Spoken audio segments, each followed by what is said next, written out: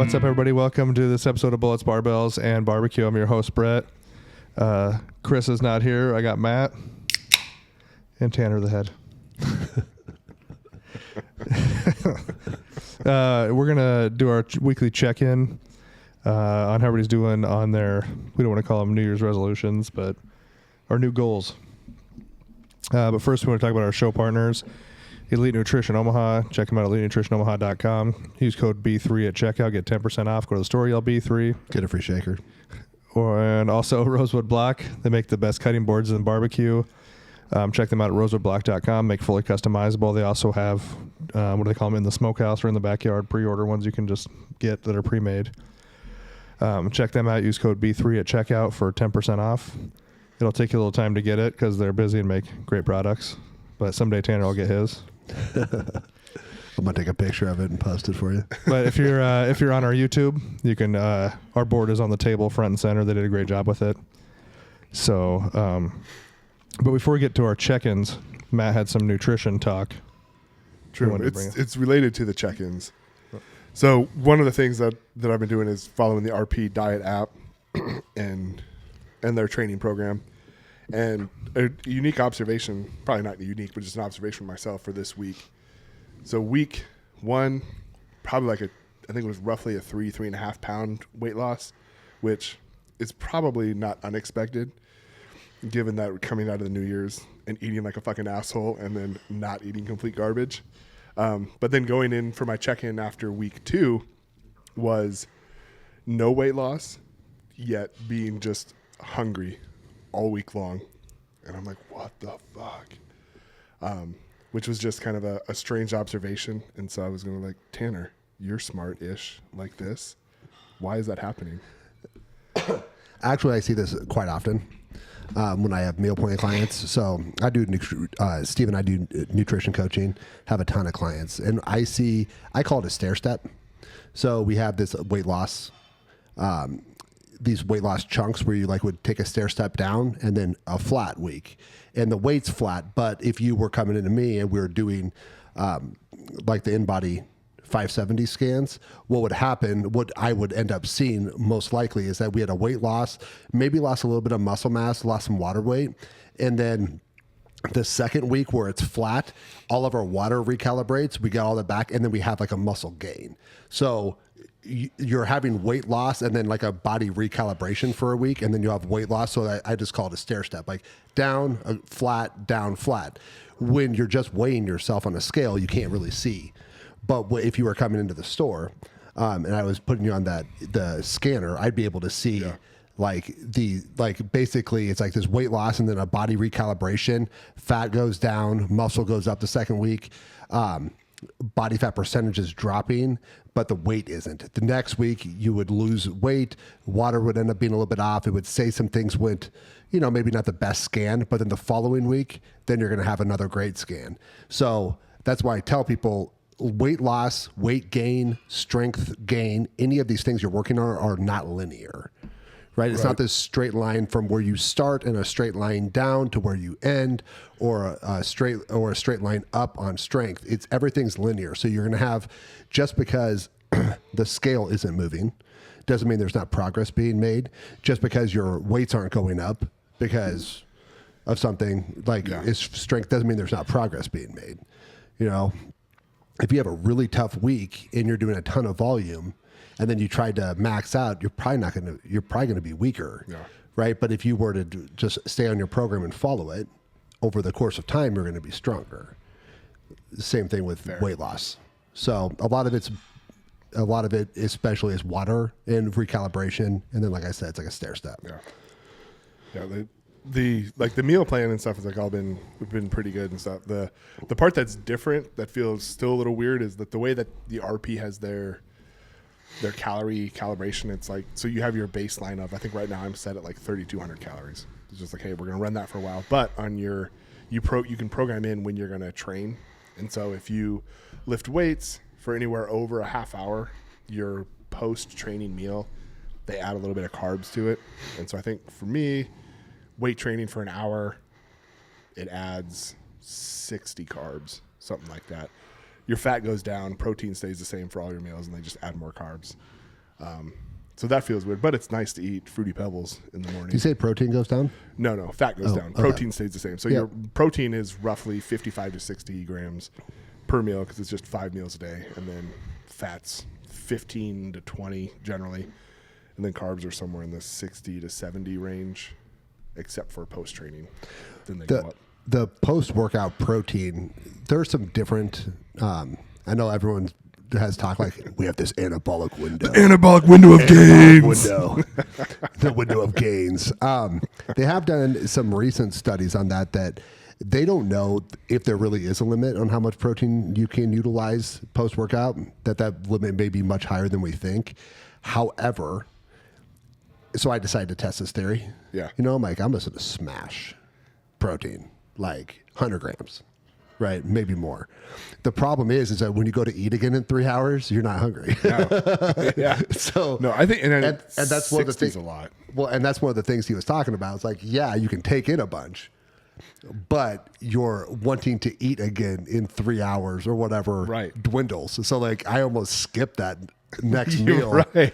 Like didn't eat that much, and then I got back on it. So like at the end of the day, it was the same amount. It didn't really matter. Right. Like I would have utilized it all regardless of a win. So yeah, but definitely get the carbs and the protein post workout. Yeah. That's how when I program for people, like when I set their macros, I always give them the carbs pre and post, like work on protein, things like that. But yeah, and I did find it interesting because I wanted to test around with it because you had mentioned like, hey, if you are training first thing in the morning and you wake up at 5, but you're to the gym by 6 and you start training, like eat a little tiny bit of something, but like not too much.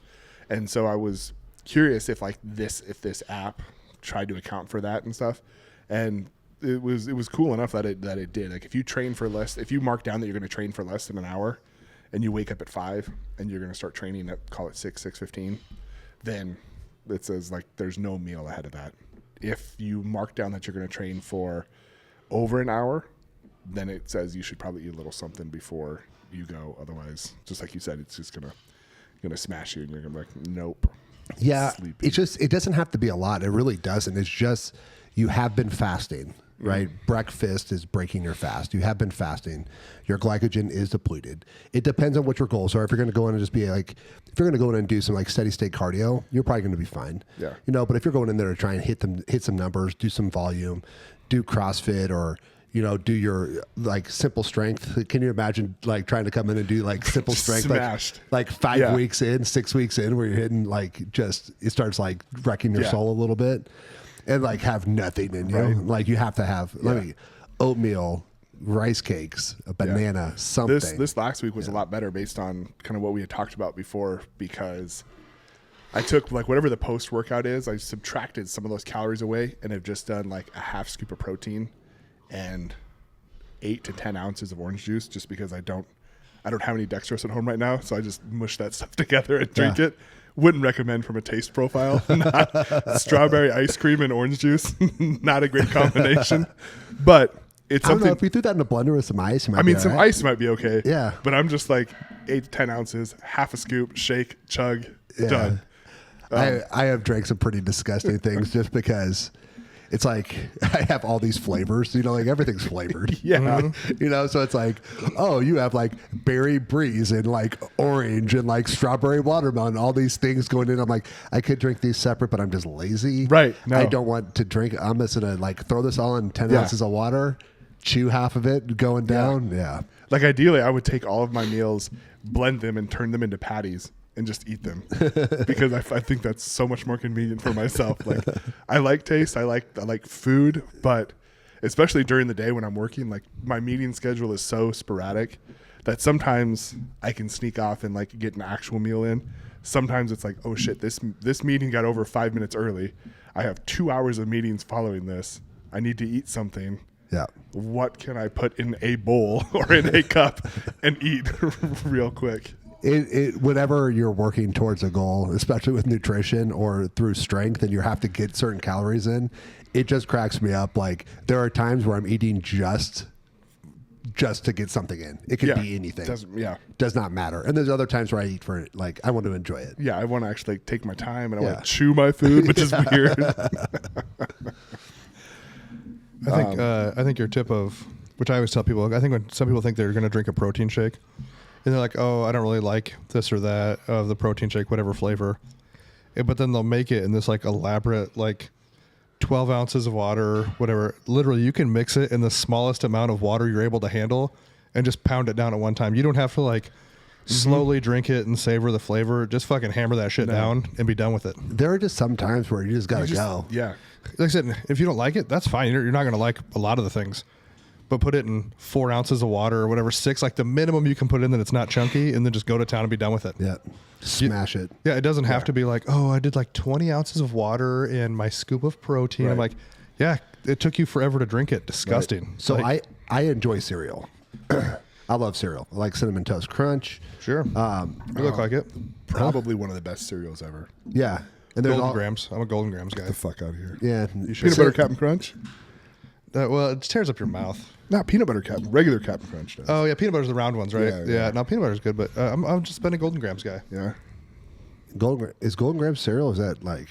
That's cereal? What are you... Oh, what am I thinking of the little bears? no. Honey Grams? Honey Grams. Oh, yeah. I've seen those. All right. I enjoy cereal. I like it. But, like, I need my protein with it. So, like, I do the same thing. Like, 6 ounces of water, 2 scoops of protein. Like, there's nothing. I just slam it. Like, do not care. Need my protein in. Don't care about it. Right? Just got to get it in. And I sit there and enjoy my cereal. And Fairlife skim milk. I know I'm not a skim milk person at all. Fairlife makes the best of everything that's milk related. But like the skim milk, I like because I can just take it without any fat. So there's only 3 grams of fat in like 2 cups of cereal. Right. It's only like 3 grams of fat. There's almost nothing. You get no fat from your milk. You just have carbs and happiness. Yeah. The NutriBio strawberry ice cream flavor mixed with Fairlife and Fruity Pebbles. Oh. Bro. Do you mix it up and then pour it over? Yeah, and then pour it over that. Oh, yeah. And then I do up a couple eggs and that's it. Man, that sounds great. So it's that's work from home fat kid stuff. With the macro profile, it's half a box of cereal post workout in the morning with 2 scoops of a scoop and a half ish and a cup and a half of milk and then just 2 eggs to kind of round everything out. Yeah. Total fat. The only downfall is that Fruity Pebbles get soft kind of quick. So there's like the first, quarter of the bowl, it's too crunchy. Half the bowl is like just right. And then the rest of it's a little too. You just got to drink the rest of it. Yeah, you just drink it. Yeah. But yeah, that's a great flavor combination. They had the Tres Leches Cinnamon Toast Crunch. Oh, yeah, I saw that. Oh, man, that's so good. And then they had a graham cracker one, or not graham cracker, gingerbread. They had a gingerbread one. Okay. That was pretty legit too. I don't like the little cinnamon rolls though, because they get too soggy too quick. The square, the little whatever they are, what do I call them? Flakes. Whatever you want to call them. Sure. Yeah, they hold better. They hold up to the milk. The leftover milk after Cinnamon Toast Crunch. Yeah. Probably one of the best beverages. We had it on Frosted Mini Wheats. I enjoy Frosted Mini Wheats. I love Frosted Mini Wheats too, but God forbid you like had to walk up and take a piss before you were done because then they're just like disgustingly soggy. You know what I mean? Like, do you remember the regular? I don't know if you can about regular like the shredded wheat. They were just like candy bars, like size. Something. Oh, yeah, no. They were just like logs of shredded wheat. Yeah, and there's no frosting. There's on no them? frosting. Oh no. Yeah, that was my mom had. But when I was growing up, she'd get those and she'd get us like grape nuts, and I didn't even know you could eat grape nuts without like a cup of sugar in them.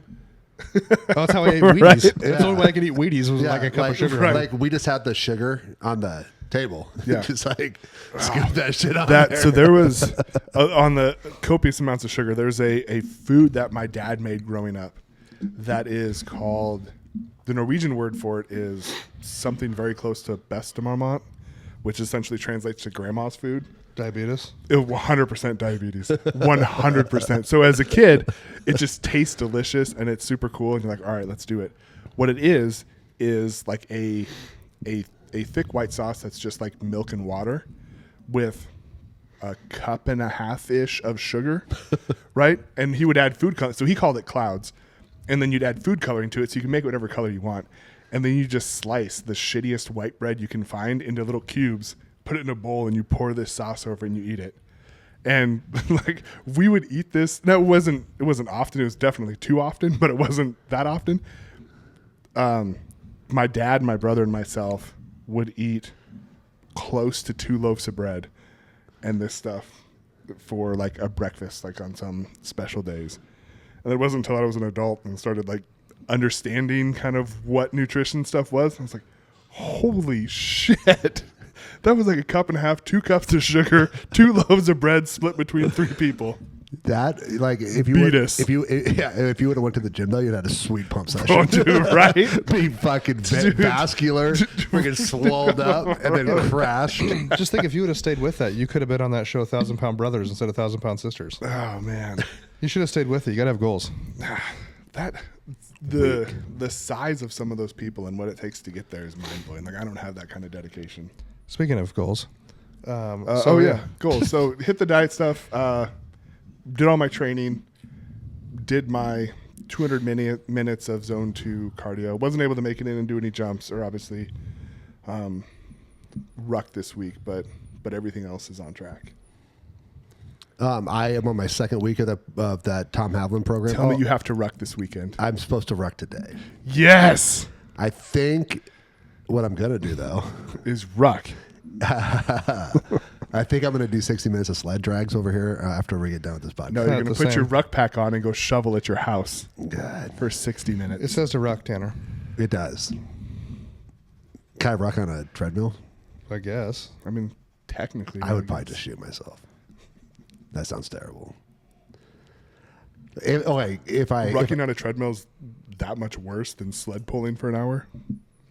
Yeah, sled pulling isn't that bad. I did it for like. He stops at the end and then talks before he turns back around and goes. No, I was pretty consistent when I did it. I only did it for 20 minutes. Sled pull outside. It is just shitty out. It is just shitty. I don't even know. I would love to say like I'm like manly enough to do that. I probably like if I really had to, like if it was like worth some like serious amount of cash, like I'd do it. I mean, someone who has a truck would probably do that. I wouldn't do it. His wife will probably do it. She'll probably go out and ruck today by herself. She doesn't even want to like look outside. She hates the cold. Like there's no one that hates the cold more than my wife. There's nobody. See, I hate the heat, so I'd rather have a cold than the heat. Well, you are a ginger. I like cold, but like freezing.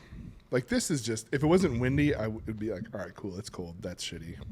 Like the wind. Yeah, I think real temperature is supposed to be -14 tonight. Perfect. I think it's, maybe it was like, it feels like -12 already today. Yeah. It was -2. I bet it's going to be $150 worth of propane this weekend just to keep the house warm. What do you got it set at? 65, 64. So that's too high. Mine goes to 59 at night. I drop it down to like 61-ish, 62 at night. Yeah. But during the day, roughly about 65. Yeah, it was like 64 during the day. I got my jumps in. We just did we did more like seated jumps this week, just varying them each week, and then we did broad jumps, and that's where I determined that I think Tanner did not broad jump 10 feet, but I'm not saying he didn't, but I'm just wondering if he did. I'm looking. I'm going to try and go back to see if they posted something. It was, like I said, it was like... Because the NFL average is 9.6 or like 9.4. There's a lot of fat people in the NFL. Who are way more athletic than any of us. There's a lot of fat dudes that aren't jumping. I'm just saying, and I'm not saying Tanner didn't do it, but I'm just saying that 10 feet is a long distance. I decided, I think I just need to get some. I'm going to work on getting some, getting my knees back to maybe. You don't need them. You only need to do one jump. That's going to be your best one. Yep. Yeah. Because mine got progressively worse as I went. Oh, it doesn't. I think I was like, same, worse, and then a little bit better. Because we did like sets of like 5 different jumps with it. We did the 30-pound ball to the ceiling again. The first few throws, man, that's just disappointing until you get warmed up and get moving. But and then there's like a whole thing when you're like, you have to feel it. You know what I mean? Like when it's smooth, you'll know. And if anybody wants to do these, we use like not a bouncy medicine ball. It wouldn't matter necessarily. It's a slam ball. We use like a slam ball, and you use both hands. And you don't do like a granny, like underhand. You throw like a push press almost. Like a push press. But you could squat down. Yeah, you can do a quick squat and throw. Yeah. But you just don't do. Push press, you don't want to do like a basketball shot. You don't want to like follow through with one hand. You're trying to explode up both hands. And we're trying to hit a ceiling that's like 15 feet. Jeff jumped in with us, firefighter Jeff. Well, he's like already like 8 foot tall, so hitting the ceiling was like not super difficult for him. But yeah, it's definitely, it's hard. You'll feel like when you get your hips, actually, when you get that hip pop that we're looking for, like in an Olympic lift or any kind of explosion, like when you get that, then it's like, oh, that was easy. And then you try and do it again. It's like, oh, what the hell happened? Yeah. You'll feel, but yeah. But we're on track still. That was week 2. Knock on wood, no injuries yet. So whenever you're working in those positions, like for me, I think there's 2 different ways to figure out where your feet should be, because my feet were wider. And then, who was it that, Ryan? No, Pinkerton. Tim. Tim like came over and was like, hey, like maybe just move your feet a little bit. I scooted them in more of like a power position, and it like the ball flew up way better. If you were to take like one step like vertical jump, but just stop, take the one step like you're going to jump, that's where your feet are at. Or if you jump off something, where you land. Yep. Or you can hang off a pull-up bar and just drop to the floor, and usually wherever your feet land is where your feet should be. If you're trying to figure out your foot spacing for jumping and because I will tell you that for me anyways, I don't know if it's for everybody, my default is always a little bit wider than necessary, and it's because I feel more stable. But you have less power, but you have more stability. I don't know if that makes sense. Yes, I was just thinking of like the people who are like the super wide squatters, like that's their biggest power position for squatting. Maybe it's not as explosive because you can't get like full hip extension if your feet are super wide. But they're also working on shortening the range of motion just a little bit too. Right. Yeah. Fair. Yeah. So find your spacing. It's usually within like hip to shoulder width is where you're going to be for those movements. You're not going to be anything like drastic, so you don't have to like start out like sumo wide and then keep moving your feet until you figure it out. Like if your shoulder width are in, you're probably doing pretty good. Obviously not feet together. But no, I think Chris is still running because that's what you do when you have a home gym. Is you just run and running and running. We don't really have any tips. We're gonna put together some videos this week for our little tips and tricks section. I am reading Andy Frisella's new book on mental toughness. It's pretty interesting. And he really gets annoyed when it's 75 and anything less than hard. Well, because I've had people be like, "Oh, I'm doing 75 medium," and I'm like, "That's not real." There is, yeah. Andy Frisella wrote 75 hard. He didn't write medium. And if you've listened to Andy, you know that he didn't write any of those things because he's either all in or he's not doing it. So you have to understand the point of it. The point of it is to not suffer and like be really, really hard. It's to reprogram your mentality. It has nothing to do with the physical part of it, though. Like that's not the point is the discipline. Right. It's the mental discipline to do something. Right? Because 45 minutes walking outside, now when it's cold, obviously, like that's challenging, but like 2 workouts a day isn't so physically taxing you can't do it. It's just the mentality of drinking a gallon of water a day isn't so taxing you can't do it. Not drinking for 75 days, not having a cheat meal for 75 days. Like none of these things or reading 10 pages a day. None of those things are so taxing that you can't do them. Like we all have time to read 10 minutes. Right. They're simple, but not easy. Right. But it's the mental thing. So it's programming the quit out of your body. Yeah. So if you do anything less than 75 hard, you're not doing it. Like if you want to try and add some things to your life, like, hey, I think I should read 10 pages a day, and that's going to be my thing, then that's your goal. Right. Read 10 pages a day for however long you want to do it. That's your goal. Right. But it's not 75 hard. Mm-hmm. It's not 75 easy. It's not 75 kind of, or whatever it is. And if you don't know what 75 hard is, I listen to a lot of Andy's podcasts. He has one of his older ones is about 75 hard, or he has the book you can buy. But checking it, you've probably actually heard Andy and you didn't even know you were hearing him. He's on a lot of videos as the talking in the background. He's an interesting guy. He owns First Form Nutrition. He owns, was it Supplement Superstore? I think so. Yeah. And then he has him and Ed Milet have the Arte Syndicate where they do like business coaching and stuff like that. But he's an interesting guy. He's kind of started out how any business owner, him and a buddy of his started a business and have been super successful. He's from St. Louis. If anybody knows Andy, I'd love to do a podcast with him on here because they have a thing you can message to get him on, and I've fucking messaged him like multiple times.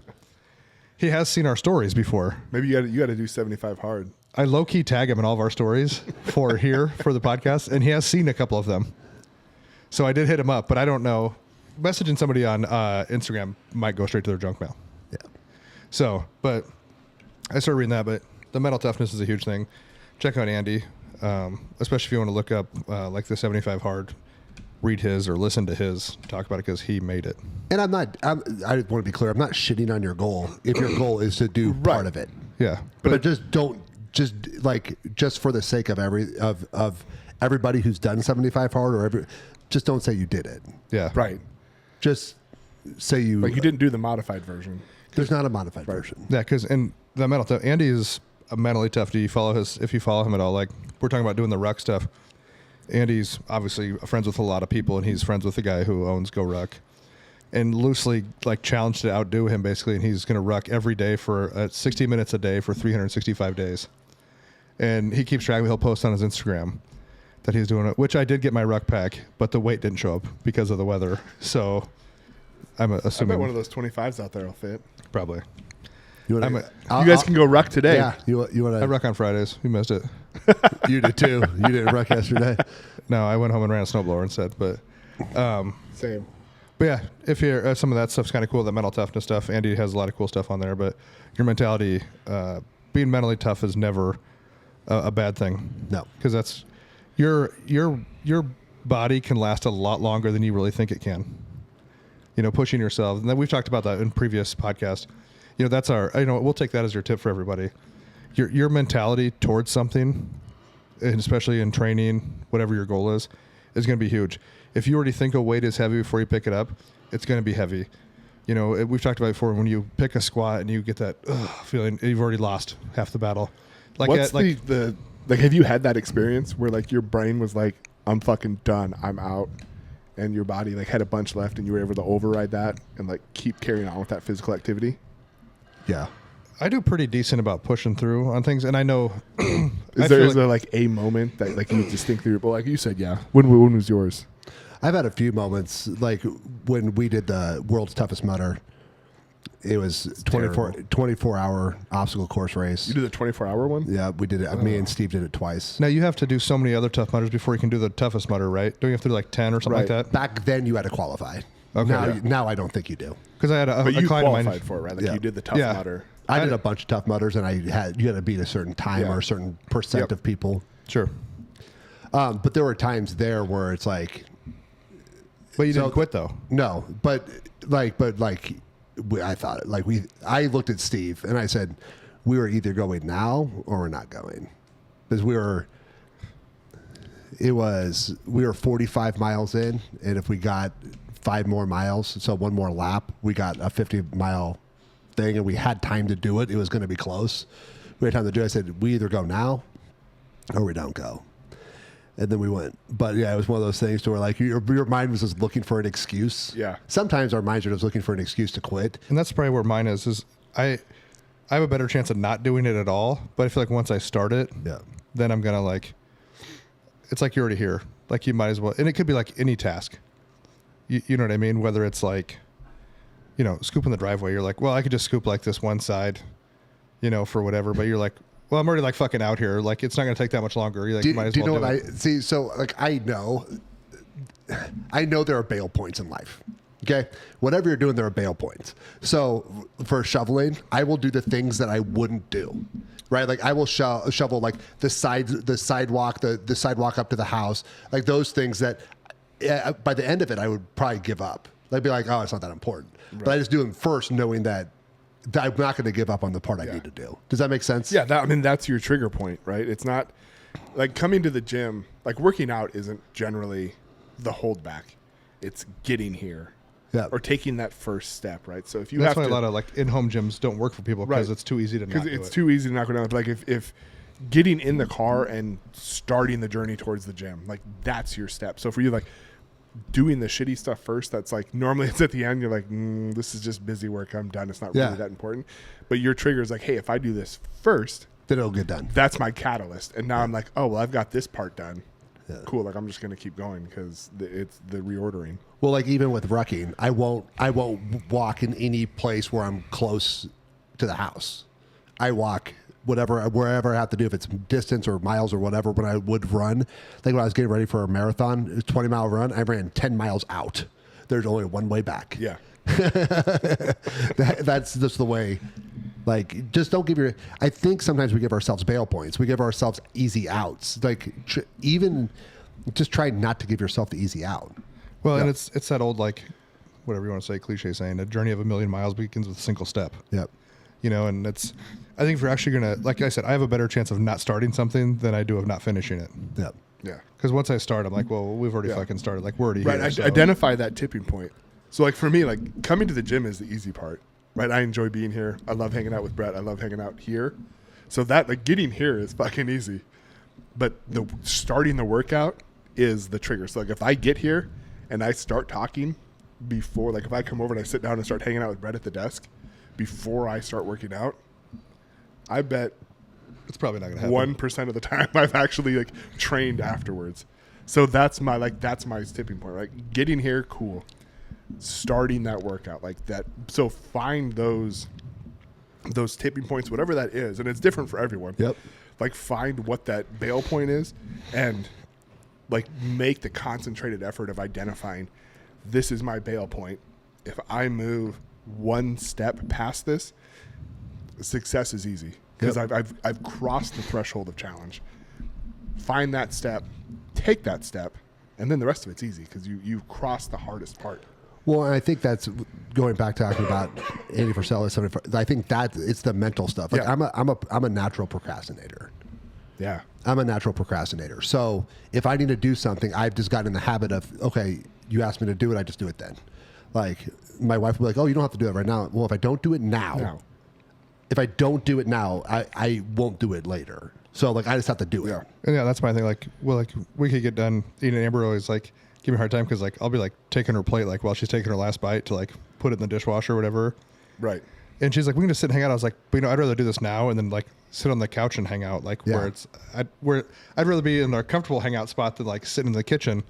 You know what I mean? Like, yeah, I would rather do it that way, like, just get it done and be done and over with. Yep.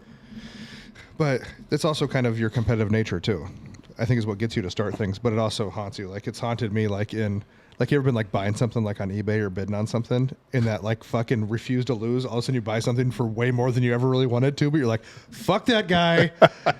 I'm gonna fucking get this thing. Or you keep bidding to drive their bid up. You're like, well, I'm gonna fuck this guy. Yep.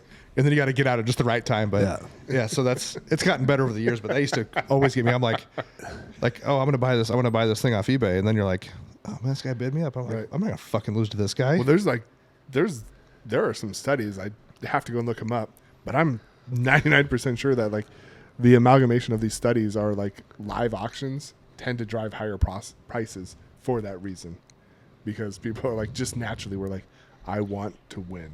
Well, and it's a competitive. It's like they've, you hear those stories about, like, Tom Brady. What was that one they were, like, throwing, like trash in a trash can or whatever? And he's like, oh, I bet you whatever. And he just kept betting that guy he could make more. Like, it just keeps going. Like, yeah. So that's kind of your motivation. But yeah, the mental toughness and being confident about it. You know, like when I was talking to Ed one time, Ed Cohn, we're talking about people using ammonia. And he said, you know, he goes, I think that gets the thought of doubt out of your head, is why people like to use ammonia, because it clears your head out. He goes, I go, did you ever use it? And he goes, I never had any doubt in what I was going to do. I mean, that's like a level of mental toughness. So, like, you're doing, it's like the guy that broke the 5-minute mile. No one ever did what Ed did when he did it. Right.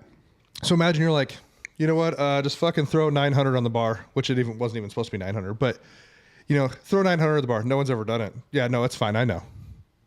Like, you're not like, okay. like you're doing things that you're like, Ed, like, was in untapped terrain, but he still had that mental toughness that he was like, my training went how it was supposed to, my numbers went how it was supposed to, my accessories went how they were supposed to. And like his thing is, and we talk about it too, just try to always be better. You know, Ed always says, if you get a little bit better all the time, that keeps adding up, you know, and that's kind of been our message on this whole New Year's thing. Like, just try to be better every day, whether it's a better fucking human, like whatever it is. Yeah. But and you mentioned Ed Milet. I think I read his book. I believe it's called One More. It might be. He's an interesting guy. He's a real estate guy, and then he's does some other stuff too. But yeah, and he was cool, and he's actually one of the big takeaways I took from him. Like read his book, but he breaks his day up into 3 sections, right? So he has 3 days. So he gets up at 6, so he has 6 to noon, and then he has noon to 6, and then he has 6 to midnight. And so like his goal is from 6 to noon, he's going to accomplish 1 day of what everyone else does. So he's trying to get that little bit better, right? So if you can do 1 more, then you are just ever so better than you were before. If you look at that over a day, no, you're probably just tired. You're like, well, fuck, I'm really tired. You look at it over a week and you're like, I'm really tired. You look at it over a month and you're like, all right, cool. Over a year, cooler, right? 10 years, 15 years, that shit compounds. Yep. Have you ever listened to Ed Milet talk? Mm-hmm. I would buy anything from that guy. He has a very welcoming voice when he talks, and he's like very complimentary when he talks to people. Yeah. Like I listened to a couple of his podcasts, and I was like, I would buy anything from that guy. Whereas like when they're kind of polar opposites, like both successful, but if you guys go out, we try to obviously want everybody to listen to our podcast, but we try to push everybody. But if you ever listen to Andy is more similar to us. He's very fucking just to the point. He's very crass, and he doesn't care if you're a piece of shit. You're a piece of shit. Like, at least go out and fucking try. Yep. So that's our tip. Like mental toughness, just work on that stuff. Like, go check out, like Andy talked about, a 75 hard or some of his stuff. You might not agree with everything Andy says, and that's part of the best part of this country. You don't have to agree with everything everybody says. And if you know Andy or have a connection, we'd love to have him on here. It'd be fucking awesome just because he's so interesting in what he's done in life. But yeah, just work on your mental toughness. Keep chasing after what you're trying to do this year, next year, and the year after, and just try to constantly be a little bit better every day. And it doesn't have, you can be a little better at multiple things in one day. Maybe your ruck was better, and maybe you didn't tell the lady at the grocery store to get fucked. You know what I mean? Like, you know, I held the door for a lady at the gas station this morning. I just walked by, and I really thought about Chris's move where you just go, oh, you're welcome. But I didn't. But, you know, she did hold the door. A little bit better. So she did hold the door for me when I left, though. Yeah. And then I said thanks, and then she just doesn't talk very loud, so maybe I didn't hear it, because then she was like, oh, you're welcome. Right, you jump to conclusions. Yeah. So, but yeah, that's our message for today. Keep chasing after what we're doing. We'll keep doing these little tips and tricks and whatnot, but work on your mental toughness. Be more positive. The power of positive thinking actually does go a long way, I think, especially in athletics and training and whatever. If you have a firm belief you can do something, you're way ahead of somebody who is questioning if they can do it. You guys got anything else? I don't think so. All right, guys. We appreciate you listening again. Like, subscribe, share. We're on all the audios. We're on the YouTubes. Follow us there. Check us out. Tell everybody about us, and we'll see you guys next time.